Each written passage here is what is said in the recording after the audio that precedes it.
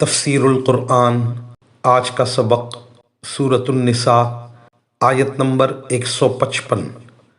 اعوذ باللہ من الشیطان الرجیم، بسم اللہ الرحمن الرحیم۔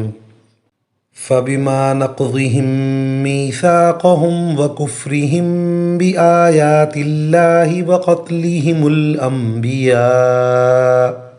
وَقَتْلِهِمُ الْأَنبِيَاءَ بِغَيْرِ حَقٍّ وَقَوْلِهِمْ قُلُوبُنَا غُلْفٌ بَلْ طَبَعَ اللَّهُ عَلَيْهَا بِكُفْرِهِمْ فَلَا يُؤْمِنُونَ إِلَّا قَلِيلًا۔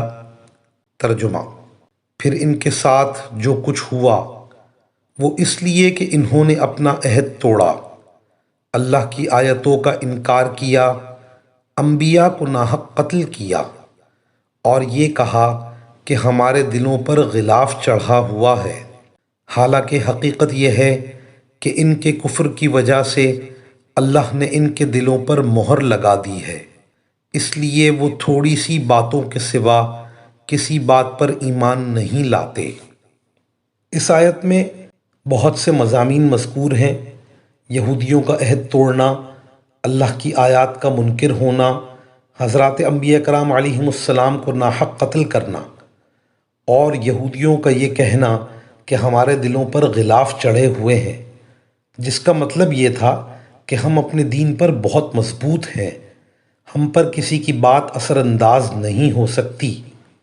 اللہ نے ان کے ساتھ جو معاملہ کیا اور ان کو جو سزائیں دیں وہ ان کے ان اعمال کی وجہ سے ہیں۔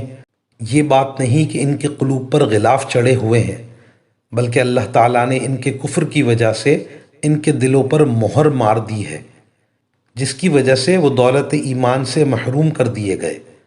وہ اس کو کمال سمجھ رہے ہیں کہ اسلام قبول نہیں کرتے اور کہتے ہیں کہ خاتم النبیین صلی اللہ علیہ وسلم کی باتوں سے ہمارے دل محفوظ ہیں، ہم ان کو قبول نہیں کریں گے، اور حقیقت یہ ہے کہ وہ اللہ کی طرف سے ایمان سے محروم کر دیے گئے ہیں۔ پھر فرمایا فَلَا يُؤْمِنُونَ إِلَّا قَلِيلًا، ان میں سے تھوڑے سے ہی افراد مسلمان ہوں گے۔